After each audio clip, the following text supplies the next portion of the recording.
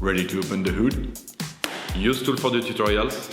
And for car parts, the right idea is the Mr. Auto app. Easy, fast, and with better prices than on the website.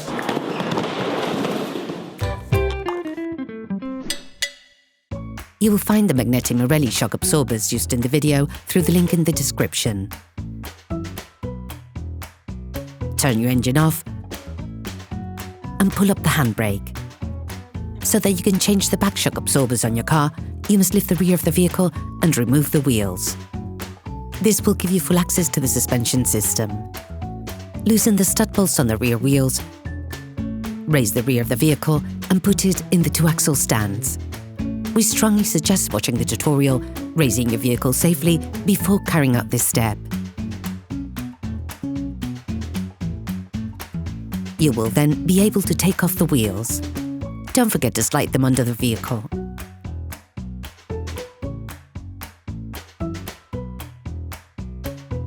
You can now see the back shock absorbers on your car. Remove the plastic cover plate, levering it off with a fork. Using a 10mm socket, unscrew the holding screw on the lower plastic protection.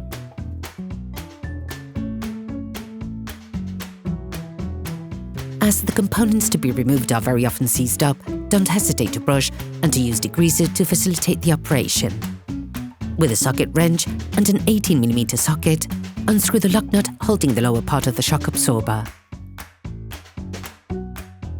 Remove the lower part of the shock absorber. You can use a hammer to help you. Open the boot, then remove the boot mat to gain access to the upper shock absorber retaining screws.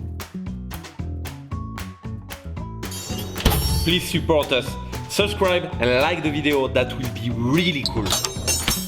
They're located on either side of the spare wheel. With a socket wrench and a 16mm socket, unscrew the upper holding screw on the shock absorber. Once taken off, you can take off the shock absorber. You can find the Magneti Marelli parts and products used in the video by clicking on the link in the description. Take your new shock absorber. You need to pump it several times on the actuator to get the system going. Put the new shock absorber in place using the upper part. Screw the upper holding screw back on.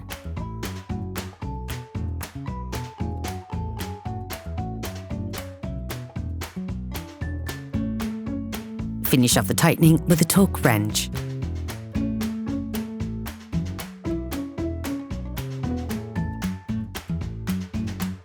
Then slip the bottom part into place and screw it back on.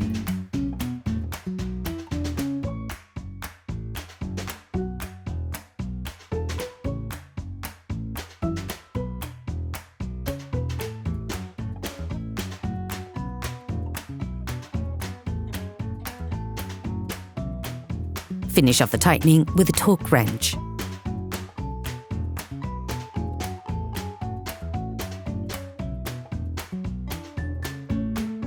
Replace the lower plastic cover.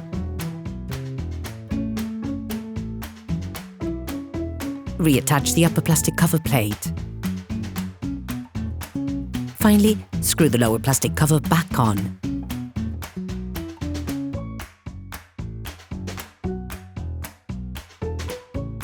You can now repeat the operation on the other side. Put the carpet back in place. Then, you will be able to put the wheels back on your vehicle, putting it back on the ground before properly fixing them in place.